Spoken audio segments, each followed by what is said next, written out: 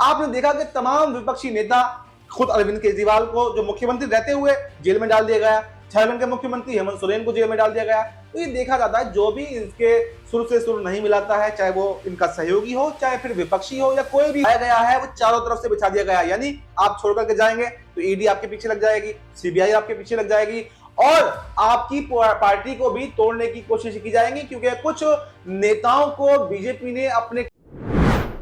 तो जी हां, नीतीश कुमार भी अब जल्द ही गिरफ्तार होने वाले हैं। क्या नीतीश कुमार बीजेपी के खिलाफ बगावत करके फंस गए हैं?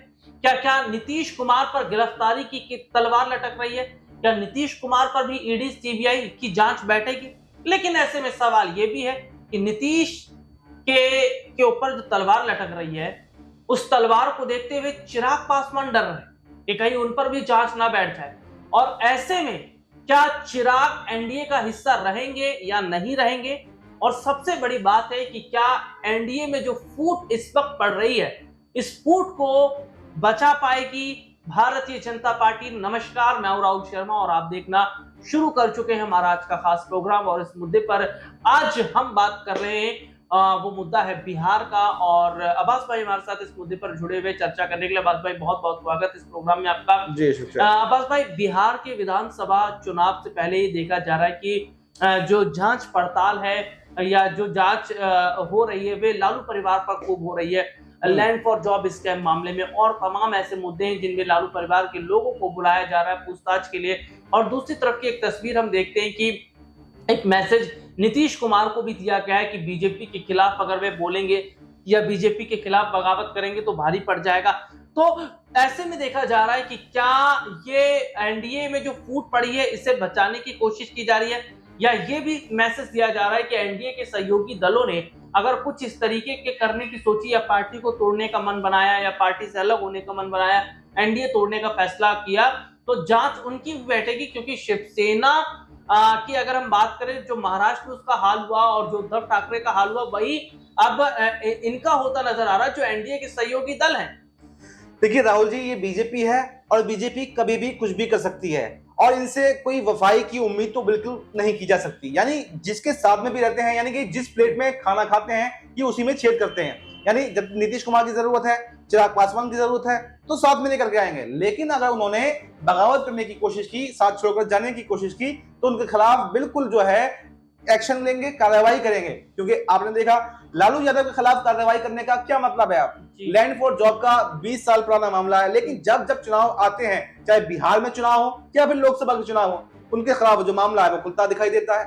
आपने देखा कि तमाम विपक्षी नेता, खुद अरविंद केजरीवाल को जो मुख्यमंत्री रहते हुए जेल में डाल दिया गया, झारखंड के मुख्यमंत्री हेमंत सोरेन को जेल में डाल दिया गया। तो ये देखा जाता है जो भी इनके सुर से सुर नहीं मिलाता है, चाहे वो इनका सहयोगी हो, चाहे फिर विपक्षी हो, या कोई भी हो, इनके लिए कोई मायने नहीं रखता, ये उसके खिलाफ कार्रवाई करते हैं। तो ऐसे में बिल्कुल इस बात की संभावनाएं बढ़ गई हैं कि अगर यहाँ पर नीतीश कुमार और चिराग पासवान दोनों एनडीए से बगावत करते हैं, तो यहाँ पर वो कार्रवाई, ईडी सीबीआई की कार्रवाई जो है इनके खिलाफ भी हो सकती है, और जो भी इनके साथ में आ जाता है वो दूध का धुला हो जाता है। जी। और देखिए, सीट शेयरिंग को लेकर काफी ज्यादा एनडीए के अंदर हम बवाल देख रहे हैं, और सबसे बड़ी बात ये देखी जा रही है कि सीटों का मसला एनडीए में फंसा हुआ है। क्योंकि जहां चिराग पासवान, जीतन राम मांझी 30 सीट से कम में मानने वाले नहीं है, तो अभी यह भी तय नहीं हुआ है कि बीजेपी जेडीयू को कितनी सीटें देगी, क्या उस पर नीतीश कुमार मानेंगे।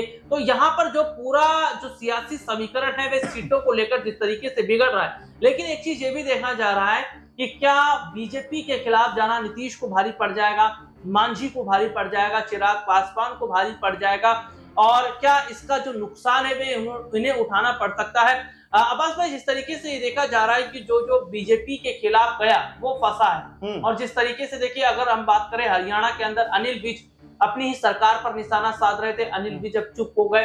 राजस्थान में मीणा अपनी सरकार को घेर रहे थे, अब वे वहां पर चुप हो गए हैं। महाराष्ट्र में शिंदे अपनी सरकार को घेर रहे थे, अब वे चुप हो गए। तो ऐसे में देखा जा रहा है कि बीजेपी जो फैसला लेती है, उस फैसले के बाद में उनके सहयोगी दल तुरंत चुप हो जाते हैं, यानी जो बगावत होती है वे शांत हो जाती है। तो जो ये देखा जा रहा है कि अगर एनडीए की सरकार बनी तो नीतीश सीएम चेहरा रहेंगे या नहीं रहेंगे, एक तो सवाल है ही। लेकिन ऐसे में देखा जा रहा है कि चिराग और मांझी ने जहां एनडीए को तोड़ने का मन भी बनाया, तो चिराग और मांझी पर भी आने वाले वक्त में ईडी सीबीआई तो जरूर बैठेगी। और दूसरी तरफ देखा जा रहा है कि नीतीश इस बार गच्चा नहीं दे सकते, क्योंकि नीतीश को बीजेपी ने इस बार पूरी तरीके से फंसा लिया है। देखिए, बिल्कुल नीतीश को यहाँ पर फंसाने की कोशिश की गई, चौतरफा उनकी जाल बिछाने की कोशिश की गई है, क्योंकि अगर गच्चा अभी तक किसी को बीजेपी ने दिया है तो नीतीश कुमार ने दिया है। गच्चा देने की कोशिश यहाँ पर उद्धव ठाकरे ने की थी, लेकिन उद्धव ठाकरे को फंसा लिया गया। लेकिन अब जो है वही खेल यहाँ पर नीतीश कुमार के साथ में करने की कोशिश की जा रही है। अभी तक एकमात्र ऐसे नेता नीतीश कुमार हैं जब उन्होंने चाहा बीजेपी को धोखा दे दिया, और कोई बीजेपी को धोखा देने की इतना साहस, इतनी हिम्मत नहीं जुटा पाया है। लेकिन अब नीतीश कुमार के पर कतरने की कोशिश जो है वो बीजेपी की तरफ से की जा रही है, और क्या उसमें कामयाब हो पाएगी या नहीं हो पाएगी ये तो आने वाला समय बताएगा। लेकिन जाल जो बिछाया गया है वो चारों तरफ से बिछा दिया गया है, यानी आप छोड़ करके जाएंगे तो ईडी आपके पीछे लग जाएगी, सीबीआई आपके पीछे लग जाएगी, और आपकी पार्टी को भी तोड़ने की कोशिश की जाएगी, क्योंकि कुछ नेताओं को बीजेपी ने अपने कंट्रोल में कर लिया है। कुछ जेडीयू के नेता जो हैं वो बीजेपी की सुर से सुर मिलाते हैं, उसमें लल्लन सिंह का नाम भी शामिल है। तो तमाम तरीके से ये देखा जा रहा है कि जो सबसे बड़ा प्रतिद्वंदी जो अब तक उनको धोखा देकर आया उसके पर कतरने की तैयारी बीजेपी कर रही, लेकिन उसमें कामयाब होगी या नहीं होगी ये देखना काफी दिलचस्प होने वाला है। और चिराग पासवान का क्या इसमें रोल रहने वाला है, क्योंकि चिराग पासवान की और नीतीश कुमार की जो नजदीकियां हैं वो इन दिनों बहुत ज्यादा बढ़ रही हैं, और इन नजदीकियों का मतलब ये बताया जा रहा है, ये कहा जा रहा है कि जो चिराग पासवान पेपर लीक जैसे मुद्दों पर, बीपीएससी जैसे मुद्दों पर नीतीश कुमार के खिलाफ थे, लेकिन मुसलमानों के मुद्दे पर जब से मुस्लिम संगठनों ने इनका बहिष्कार किया है तो दोनों साथ साथ नजर आ रहे हैं और बीजेपी का विरोध कर रहे हैं। तो ऐसे में जो इनकी नजदीकियां हैं वो ये बता रही हैं कि साथ में मिलकर आरजेडी की तरफ ये दोनों जा सकते हैं और बीजेपी को झटका जो है वो दे सकते हैं। लेकिन क्या चिराग पासवान की मुश्किलें भी बढ़ेंगी, क्योंकि मोदी जी का अनुमान उनको कहा जाता है, तो क्या चिराग पासवान और नीतीश कुमार दोनों की मुश्किलें बढ़ेंगी, दोनों के पीछे ईडी सीबीआई लगेगी, या फिर अगर दोनों झटका देते हैं तो यहाँ पर बिहार में तो खेल करेंगे, क्या केंद्र की राजनीति में भी यहाँ पर बड़ा खेल हो सकता है, ये भी देखना काफी दिलचस्प होने वाला है। जी वाकई ये देखिए बहुत बड़ी बात है कि क्या अगर एनडीए के सहयोगी दल बगावत करते हैं बीजेपी के खिलाफ, सीट शेयरिंग का जो मसला फंस रहा है, या एनडीए के सहयोगी दल आरजेडी की तरफ जाते हैं, तो क्या इसका नुकसान उन्हें उठाना पड़ेगा, और क्या आने वाले वक्त में उनके खिलाफ भी ईडी सीबीआई बैठ सकती है। बात हम इसलिए बोल रहे हैं क्योंकि आरजेडी के कई विधायकों ने कहा कि नीतीश आरजेडी की तरफ आना चाह रहे हैं, लेकिन उन्हें चेतावनी दी गई है कि अगर वे बगावत करते हैं तो इसी तरीके से उन पे भी ईडी सीबीआई बैठेगी। तो इस मुद्दे पर आपकी क्या राय है, कमेंट करके जरूर बताइए। और क्या वाकई बीजेपी की चाल में फंस गए हैं नीतीश कुमार? अपनी राय जरूर रखिएगा। और आज के प्रोग्राम में फिलहाल इतना ही।